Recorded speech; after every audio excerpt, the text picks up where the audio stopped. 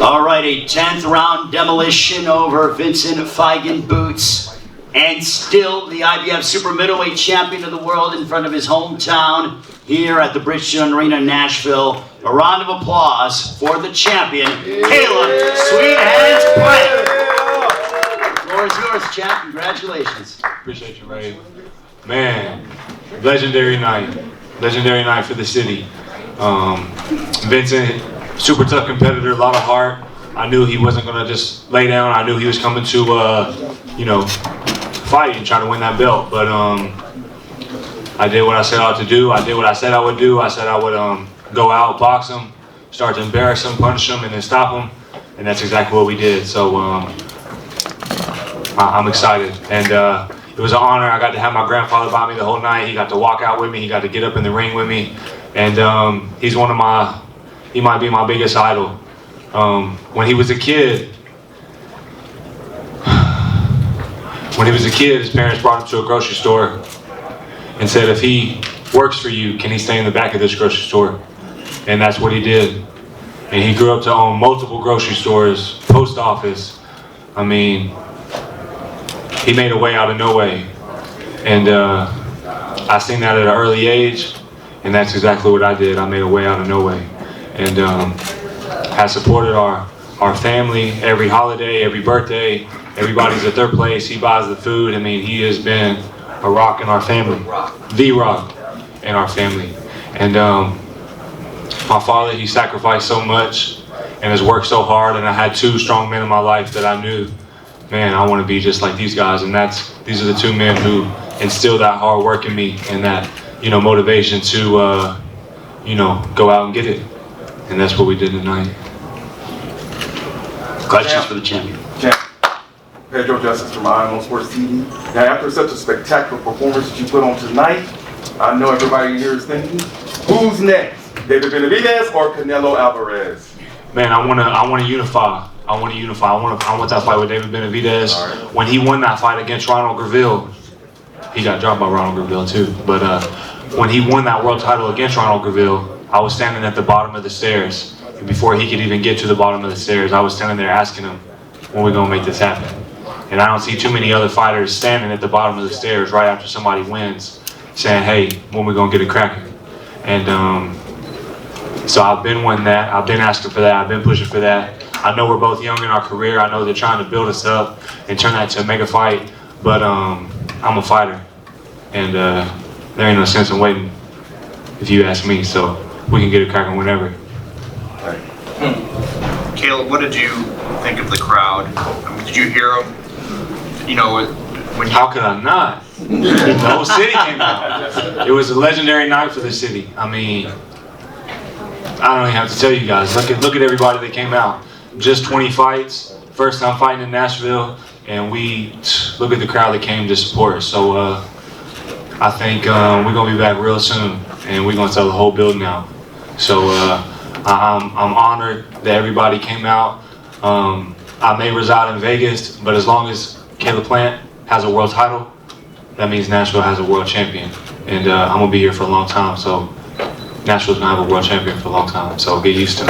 Talk about that moment where you brought something to Feigenbutz and you got the crowd really going. Blew him a kiss. Let him know, you in for it. I told you about to run into a brick wall. I ain't nothing to play with. And so I take this serious. Anybody who knows me knows I do not play around with this. This is my entire life. I have sacrificed everything for this. And I'm still at the base of the mountain. I'm not at the peak. I keep telling y'all I'm not the hunted, I'm still hunting.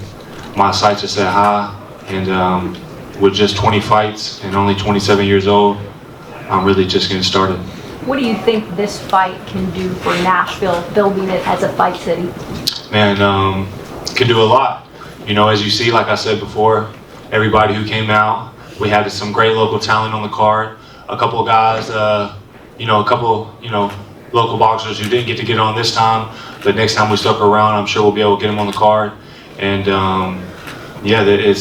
gonna turn Nashville into a fight city. So. Caleb, did it surprise you at all that throughout the entire course of the fight, with what you were throwing, you didn't land a single knockdown with Feigenbutz's durability? Did that surprise you at all? Not really. Like I said, I knew he was coming to fight. I knew that he wasn't just going to lay down. You know, he's got a tight, high guard, so, you know, some of those hard shots was may have bounced him around a little bit, but it just kind of hit him on the arms. A couple times I knew I had stumbled him, but I didn't want to rush anything, you know, force anything. I knew it was going to come. I told y'all before that this fight wouldn't go 12 rounds. Thus far, everything that I've said has been written in stone. And everything that my naysayers have said has been written in sand. And I told you what I'd do to Porky Medina. They said he'd knock me out. It wasn't close. I told you I'd go in there and beat Jose Uzcategui with the whole world betting against me, coming off the year layoff, a broke hand, no tune-up fight. I went in there and I dominated him, and I dropped him twice. We knew what I was going to do to Mike Lee. And I said tonight, it wouldn't go 12 rounds. Everything I said, you can take it and cash it. Champ, super congrats on the win today. Leading up to this fight, I know it was a big deal for you to fight in your backyard. Boxing is your full-time sport, but tonight you was a part of the demolition team. What did you see early through the first through 6 rounds that allowed you to spark up Feigenbutz so much with the volume of punches you was putting out? You know, I think a lot of people go in there with such a strict game plan. This is what we have to do. We have to do this in this round. We have to do this in, you know, that in this round.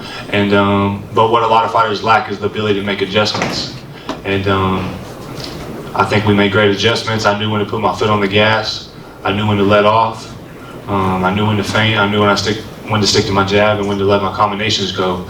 And a couple rounds before I stopped him, I could see that his will was starting to break. And I knew in a couple rounds I'm gonna jump on him, and he ain't gonna have the heart to keep me off of him. That's what I did. You was getting off first a lot. Was that the game plan? You'll start the round, you know, for over a minute or so, you would really increase the tempo of your punches. Was that to break Feigenbutz down, or did you see him breaking down the grading as the fight went along? I seen him breaking down the grading as the fight went along.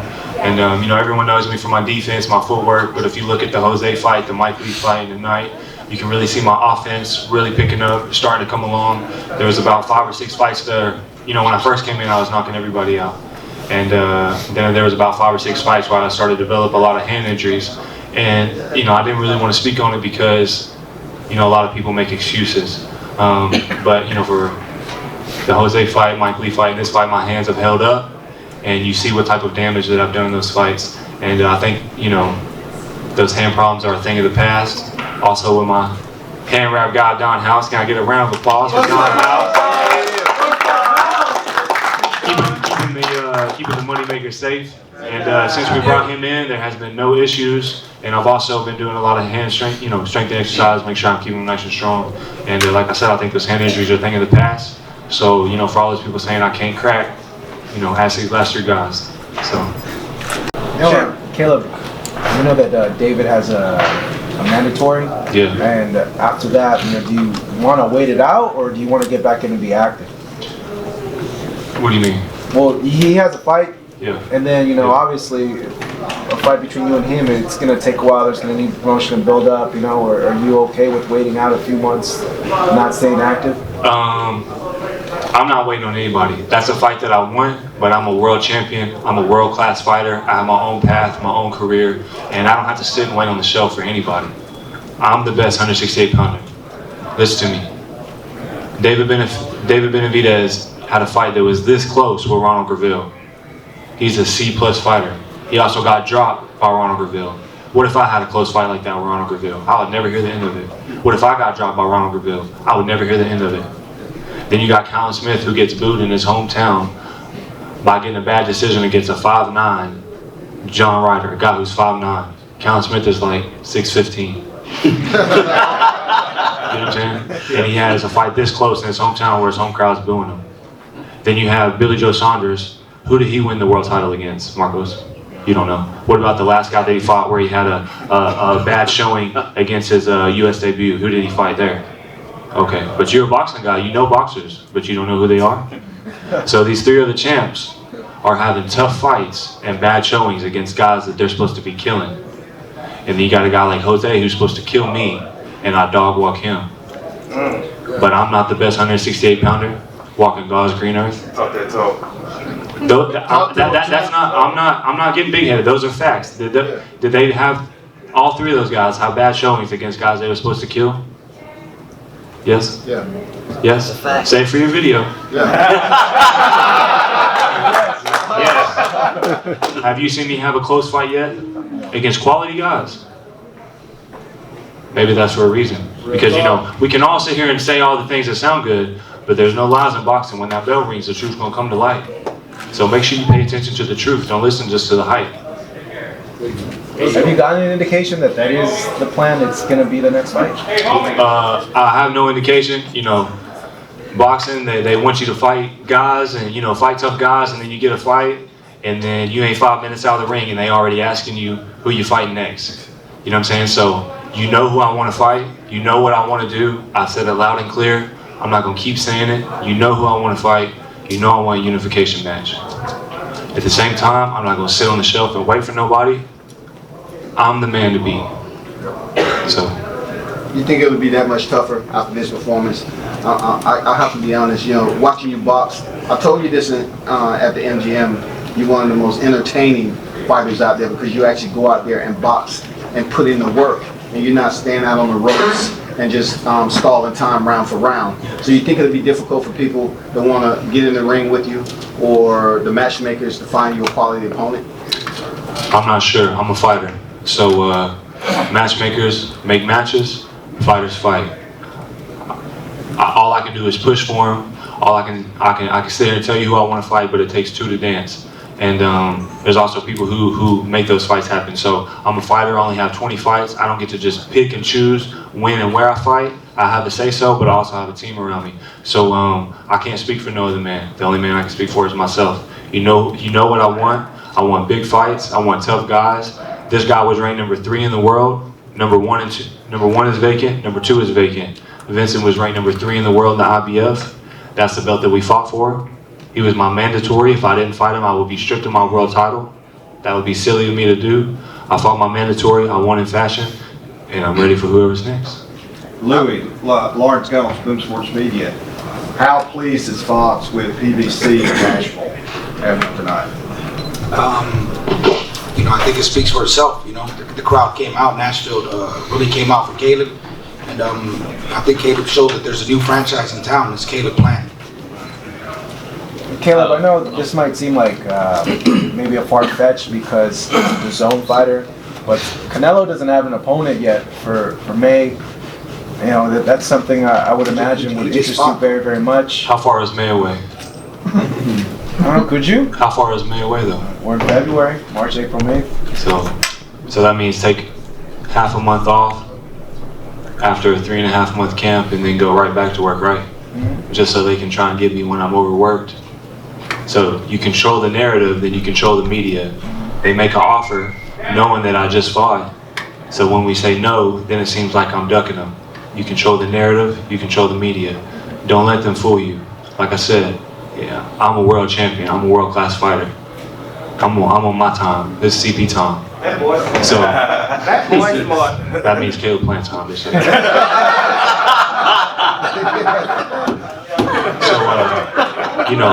they want me to take half a month off and then get right back to work after 3.5 month camp and 6 weeks of pre-camp. Like I said, don't be fooled. So we're gonna get to him. He got fights left on his contract. Why doesn't he go beat Billy Joe and Callum and become unified, and then I'll whoop on David and I'll become unified, and then we can fight for all the marbles? That sounds a little better to me. Do you expect to have one more fight before the end of the year? Oh yeah, absolutely. Fight at least one more time this year, and then right again at the beginning of next, and keep it moving. Hit a milestone tonight, 20-0, legendary night. Like I said, get back, take a little bit of time off. Everybody knows that I work year round though. I stay disciplined. I stay close to weight. I'll be ready to fight, but that don't mean that I'm gonna jump in before it's time. Ryan Hare, Ring Magazine. Do you think it'd also be helpful, as a fighter, to promote yourself on social media and, call out people that way? If you'd be like in this generation, it seems like there would be a better chance of, generating some attention with that to get the big fights. Sounds like I got a lot of attention. because they calling me. So, you know, I'm not just going to hop on social media and act a fool and act crazy just so I can, you know, get an opportunity. You know, there was a time where I was calling out guys because it was hard to get fights. I needed opportunities. But like I said, I'm the champ now. So it sounds like I'm the one getting calls now. So I'm going to do me. That's what I did to get here. And that's all I'm going to do to stay here. So. Okay, last question. Any more? This question kind of twofold. So we know who you want to fight. I'm not going to ask you who you want to fight. I'm not going to ask you who you want to fight. Hey, I like hats. Yeah. How can I get one of those? That's the first one. I can have that one. Oh, appreciate that, sweethead. You got $1? I like change. Yeah. You gotta take what's coming with it. I don't want your chain. But secondly, coming into the night, you don't lack any confidence, clearly. But I mean, you're coming to your hometown, second title defense. Your wife sang the national anthem. Killed it too. Yeah, by the way. Right. Round of applause for JP. She killed it. With all of that, of course, everybody in the crowd is here to see you. Yeah. With all of that going on, all the emotions going through you, with everything you've been through in the last few years, did you have any nerves before you walked down that aisle, or was it just business as usual? I mean, it's business as usual, but you can't. No fighter can say that they don't stand in that tunnel and you know, feel some type of emotion, whether it's butterflies or nervousness. But you know, it's world-class fighters and real champions who can take that and use it for fuel. You know, I've been through. You know, I'm the type of person that the pressure's not gonna break me. It just adds to you know, what I'm gonna go out there and do. So champions can work through anything. All right, guys. All right, thank you very much to the media. Greatly appreciate it. Congratulations to Caleb Plant, 20-0, 12 knockouts, and still the super middleweight champion of the world. Nashville, stand up for your world champion. Yes.